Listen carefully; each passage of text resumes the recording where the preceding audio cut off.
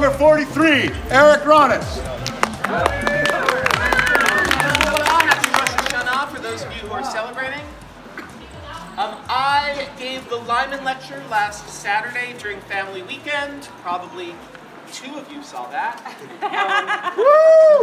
But the Lyman lecture is a reflection on best teaching practices, so rather than write an entirely new speech for the first Blue Stool of the year, I am repackaging some of those thoughts.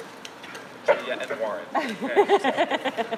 The Lyman Professorship, you might ask, what is that? Well, it recognizes excellence in teaching students and advising students at Champlain College. I am privileged to be the current year's recipient of the award. But this prompted a question for me in terms of what is my approach to teaching and advising, and what about it is excellent? So I did what most people would do. I did a Facebook poll. And I asked former students and advisees of mine, like, what is it that you got out of my teaching or advising experience? I got 34 responses. Of those 34, they break down as follows. 7 spoke about the skills or the information that they received in my classes. 3 of them spoke about the general classroom climate.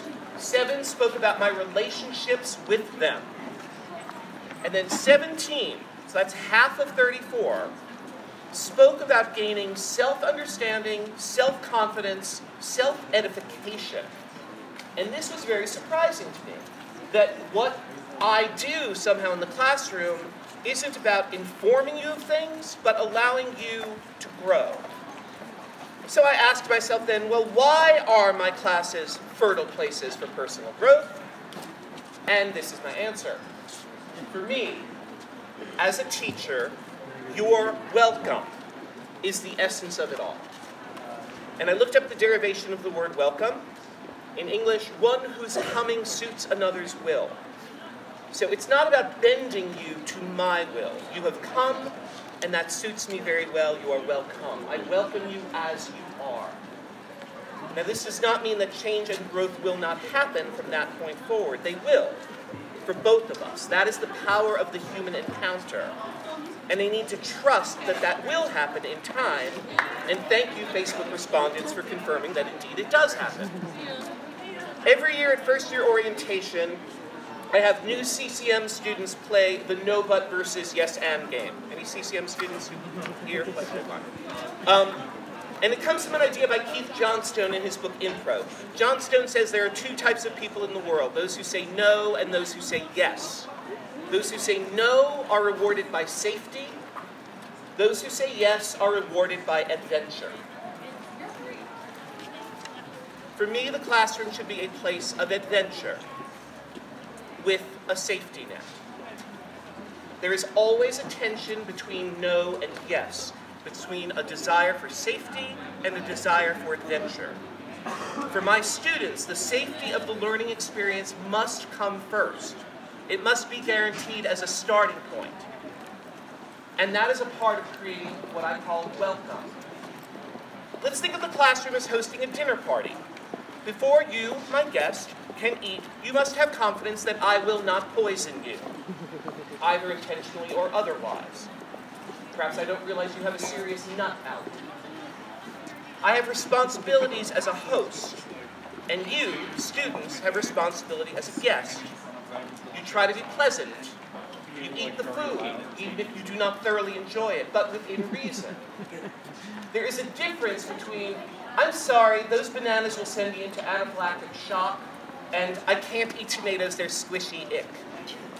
And I think we all need to recognize the difference on that spectrum and try and make the effort to say yes in the classroom as long as it does not compromise our safety. But then there are less clear-cut issues. I kept kosher for many years, and so I did not eat pork. You know, eating pork would not kill me physically or injure me, but I objected to it on personal, religious, moral grounds. So what if I go to someone's house, and while I'm eating, they say, oh yeah, there's pork in that, but it's no big deal. Is it the responsibility of the host to respect a guest's exotic dietary choices? What about the person who dislikes squishy tomatoes? Who determines what is a big deal? If my initial goal is to make you welcome in my classroom, then I need to respect what you consider a big deal. I like the metaphor of hospitality as a way to think about the classroom, but it is limited. My students also offer up dishes of their own, at least in my classes that are discussion-based. We are both host and guest at the same time. So what does this require of you? Generosity, poise, humility, gratitude, and occasionally courage. Yes, eat the fucking tomatoes.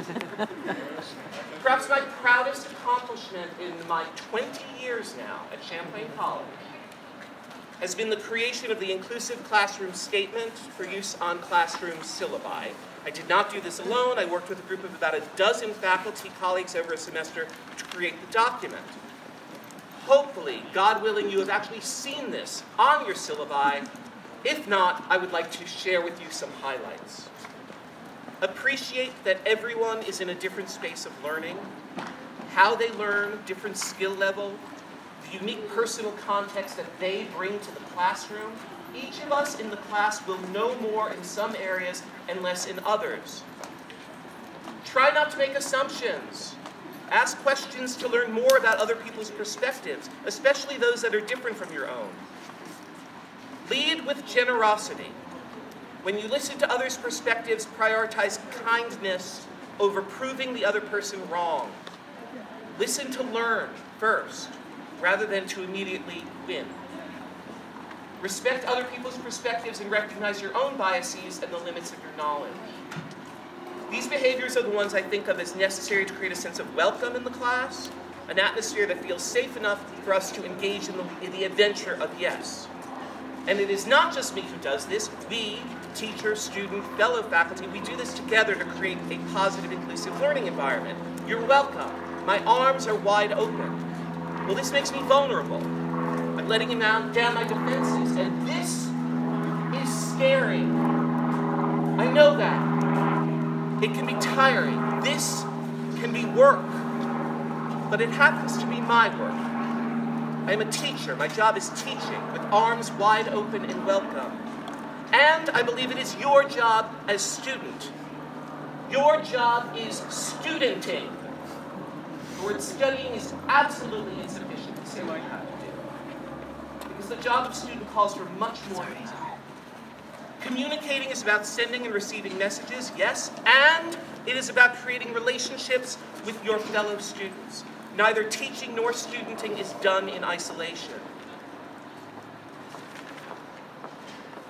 I believe we need to champion a communitarian approach in the classroom to create thick cultural or perhaps filial affiliation, they actually are connected. One that allows for a sense of shared commitment to common principles and so in turn produces a willingness to listen and learn from other people. I see this as contrary to the philosophical, liberal impulse, I'm not speaking politically, of to each his or her or their own. We are in it together. But I recognize that this cannot be assumed in the classroom as a very starting point. It must be developed over time. How? Through listening in a certain way, we have the power to create this community. I personally name this style familial listening. Others might call it generous listening or friendly listening. Typically, you do not get to choose your family. You're just stuck with them. And most of us figure out how to make that work. Same in the classroom. One more minute of your time. Eugene Garver writes, this is where it gets academic. Discourse is always incomplete and requires interpretation, filling in the missing premises. Our rational reconstructions depend on charity, because we are inevitably making choices in understanding other people. I can extend charity to you and trust your argument by providing the tacit premises that will make your argument as strong as possible. I could interpret your argument charitably simply by refusing to impute that you have some ulterior motive. Sometimes charity requires that we look beyond the words of a friend to her intentions. What does this mean for you as students? Give your students, or as fellow faculty even, give your student, your fellow students, you know what I mean, credit. Assume that he, she, they is well-intentioned. And I know that is sometimes not enough, but it is a place to start. Listen to what other people have to say with generosity, with a sense of welcome. And if you do that, well, that would be excellent.